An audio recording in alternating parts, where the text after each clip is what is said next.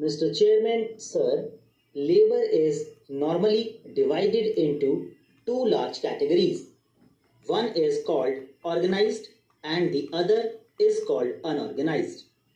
But I do think that there are two other categories, but one is not sure whether they would fall under either of these two. One of them is bounded labor and the other is child labor. My honorable friend mentioned very categorically the problem of child labor and that the law that children below 14 years should not work has become irrelevant, especially in match industry which flourishes in my state, in Shivakasi and in BD industry because the children have become wage earners who contribute to the overall income of the family, and parents do feel that banning them from employment is not fair.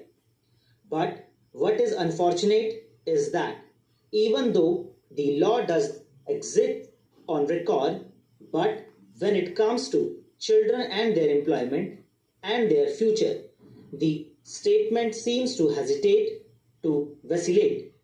I have found that many a time inspections have taken place and inspectors have come back and given reports that there are no child labor below 14 working when it is obvious that more than 80% of those who are working in certain industries happen to be below 14 years because it is understood between the parents and the employer and the inspector that it is in everybody's interest that such a report be given.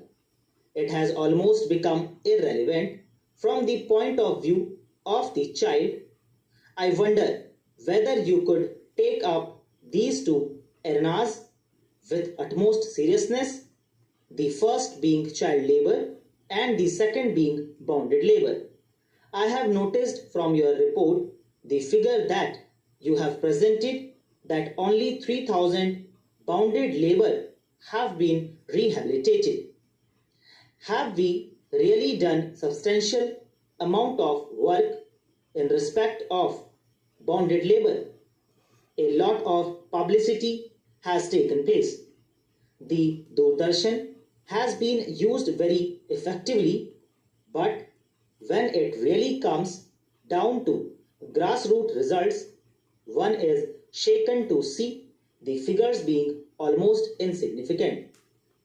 I think substantial concentration is required in these two arenas.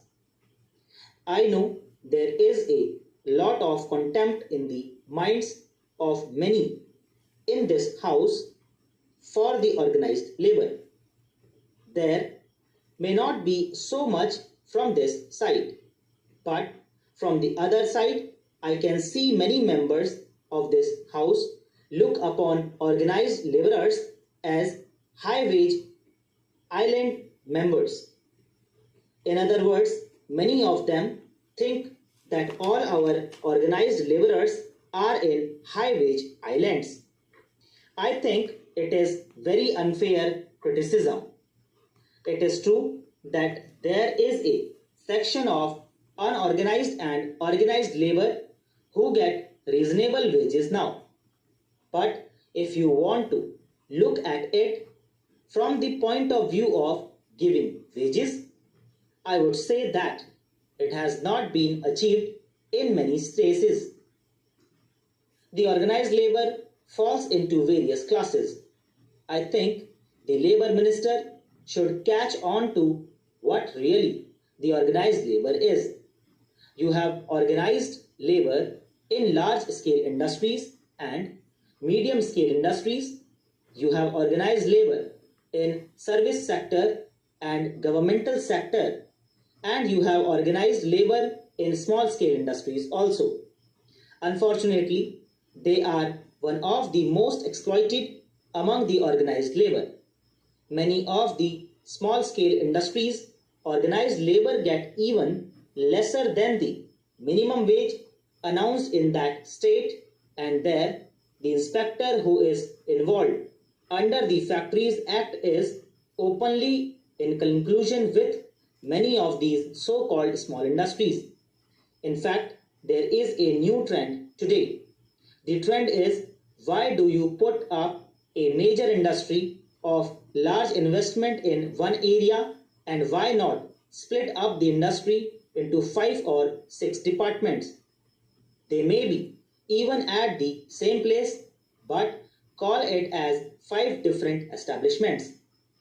One produces the first stage of the product, the second stage of the product, the third stage of the product, the fourth, the finished product, and make investment below rupees 50 lakhs. Ultimately, the industry may be worth rupees 2 crores or maybe a little less than that. But then it is a small scale industry and it gets the protection for it. They are able to exploit. So it is high time that we brought the law to lift the veil on this, because encouragement must go to the genuine small scale industry. In the name of small scale industry, exploitation of labor is the maximum in the organized sector. I think it is also relevant to bring to the notice of the government that in the unorganized arena, it is not sufficient just to have a National Commission on Rural Labor.